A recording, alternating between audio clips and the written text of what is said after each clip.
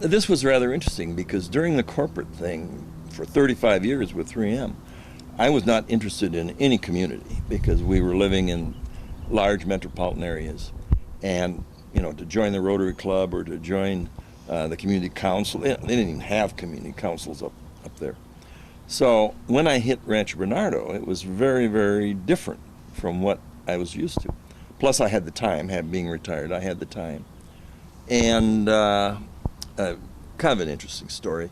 I was told by all my friends to join Rotary. You got to join Rotary.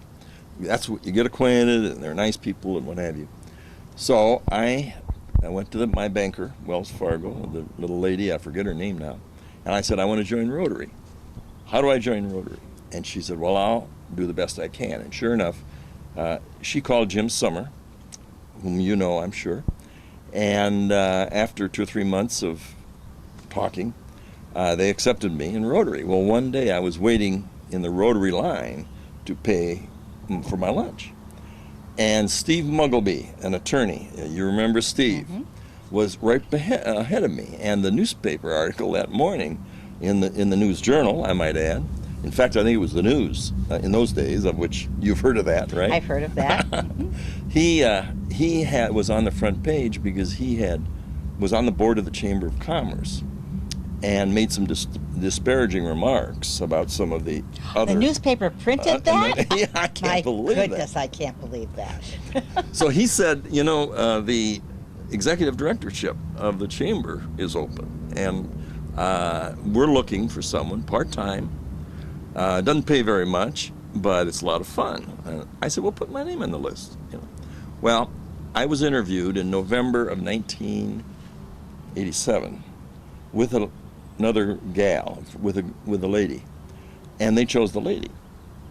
And she was there 90 days, and they fired her. So they called me in about March or April of '88 and said, will you help us out for 6 months, just, so we have somebody. Well, long story short, I was there 4 years and enjoyed every bit of it.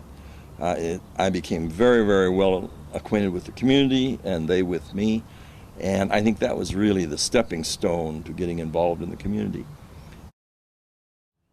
The only problem is that were the nursery, they would charge. Okay, here we are with Mr. Rancho Bernardo, Mr. Pathway of Pride, Mr. Robert Wells. Would you give us a quick history of how the Pathway of Pride came to be started and how it's grown over the years? I would be most pleased. In 1988, there were 5 of us that originally started the foundation, but it wasn't until 1993 that we discovered that a foundation's job was not just to get money and pay it out, but to form an endowment. And the Pathway of Pride came along as the first step in making an endowment for the foundation for Rancho Bernardo. And we started off with, 20 folks. We're now up to 175 or 180. And I'm just thrilled because each one of those plaques means a minimum of $1,000. And all of those monies went into the endowment. None of them were used on any expenses or what have you, except expenses, of course, for the plaques themselves.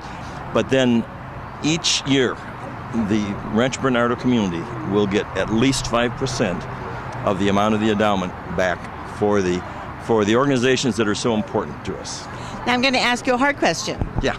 What has living in Rancho Bernardo meant to Bob Wells?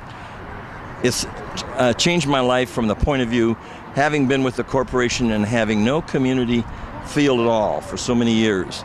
Rancho Bernardo changed my whole attitude towards living in a small community. We are a small town, even though we're a big city and we have the advantages of a big city.